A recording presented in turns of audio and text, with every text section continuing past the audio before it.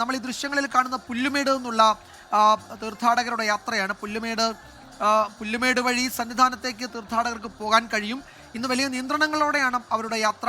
അതുകൊണ്ട് ആ പുല്ലുമേട്ടിൽ അവിടെ ഏറ്റവും ഉയർന്ന പ്രദേശങ്ങളിൽ നിന്നാൽ നേരെ ശബരിമലയും അതിന് പിന്നിലെ പൊന്നമ്പലമേടും ഈ വിശ്വാസികൾക്ക് കാണാൻ കഴിയും. അതുകൊണ്ട് അവിടെയൊക്കെ ആളുകൾ കാത്തു നിൽക്കുന്നുണ്ട് ദർശനത്തിനായി, മകരവിളക്ക് കാണുന്നതിനായി. ആ ദൂരെ ആ കാണുന്ന മലനിരകളാണ് ശബരിമല മലനിരകൾ. അവിടെയാണ് പൊന്നമ്പലമേട്, അയ്യപ്പൻ്റെ ശ്രീമൂലസ്ഥാനമെന്ന് വിശ്വാസികൾ, അയ്യപ്പധർമ്മ വിശ്വാസികൾ കരുതുന്ന പൊന്നമ്പലമേട് അവിടെയാണ് മകര സംക്രമ ദിവസം നടക്കുന്ന ദീപാരാധന നടക്കുന്നത്. ഈ പ്രദേശത്തൊക്കെ നിന്നാൽ അവിടെ നടക്കുന്ന ദീപാരാധന കാണാൻ കഴിയും, അത് ദർശിക്കാൻ കഴിയും.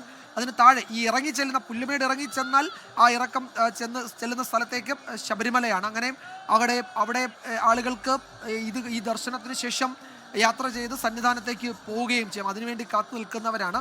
എല്ലായിടത്തും ഇന്ന് വലിയ ക്രമീകരണങ്ങൾ ഏർപ്പെടുത്തിയിട്ടുണ്ട്. പുല്ലുമേടാണെങ്കിലും അതുപോലെ തന്നെ പമ്പയും നിലയ്ക്കലും ഉൾപ്പെടെ പ്രധാനപ്പെട്ട ഇടത്താവളങ്ങൾ. ഇങ്ങനെ ഏറ്റുമാനൂർ, കോട്ടയത്ത് ഏറ്റുമാനൂർ തൊട്ട് പിന്നീട് അങ്ങോട്ടുള്ള, അല്ലെങ്കിൽ വൈക്കം തൊട്ട് അങ്ങോട്ടുള്ള എല്ലാ ഇടത്താവളങ്ങളിലും നിയന്ത്രണങ്ങൾ കൂടുതലുണ്ട്. അത് എരുമേലിയിലൊക്കെ ഈ തീർത്ഥാടകരെ ശബരിമലയിലേക്ക് കടത്തിവിടുന്നതിനനുസരിച്ചാണ് മറ്റിടത്താവളങ്ങളിൽ നിന്ന് തീർത്ഥാടകരെ സന്നിധാനത്തേക്കും അല്ലെങ്കിൽ ആ വഴിയിലേക്ക് കയറ്റി വിടുന്നത്, അങ്ങോട്ട് യാത്ര തിരിക്കാൻ അനുവദിക്കും. ഇന്നലെയൊക്കെ എരുമേലിയിൽ വലിയ തിരക്കായിരുന്നു.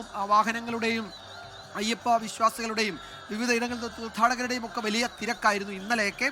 അപ്പോൾ അത്തരമൊരു സാഹചര്യത്തിൽ ഇവിടെ വൈക്കം അല്ലെങ്കിൽ ഏറ്റുമാനൂർ ഉൾപ്പെടെയുള്ള ഇടത്താവളങ്ങളിലും കുറെ കൂടി കർശനമായ നിയന്ത്രണങ്ങൾ യാത്രയുടെ ഒക്കെ കാര്യത്തിൽ ഏർപ്പെടുത്തിയിട്ടുണ്ട്. ഹൈക്കോടതി വളരെ കർശനമായി ഇക്കാര്യങ്ങൾ നിരീക്ഷിക്കുന്നുണ്ട്. തീർത്ഥാടകർക്ക് വേണ്ട സൗകര്യങ്ങൾ, അവർക്ക് വിരിവെക്കുന്നതിന് വേണ്ട സൗകര്യങ്ങൾ, അത്തരം കാര്യങ്ങളിലൊക്കെ കർശനമായ നിയന്ത്രണങ്ങൾ അല്ലെങ്കിൽ നിരീക്ഷണങ്ങൾ ഹൈക്കോടതിയുടെ ഭാഗത്തുനിന്നും ഉണ്ട്. നമ്മൾ 5 മണിയിലേക്ക് അടുക്കുകയാണ്.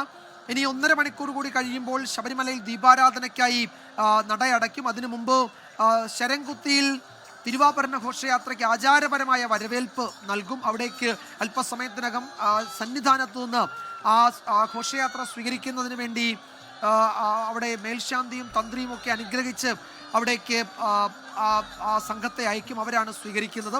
സന്നിധാനത്തെ ദൃശ്യങ്ങൾ, അവിടെ 18-ാം പടി അസ്തമയ സൂര്യൻ്റെ ഒക്കെ പ്രകാശം അവിടേക്ക് പതിക്കുന്ന വളരെ മനോഹരമായ ദൃശ്യങ്ങളും നമുക്ക് കാണാൻ കഴിയും.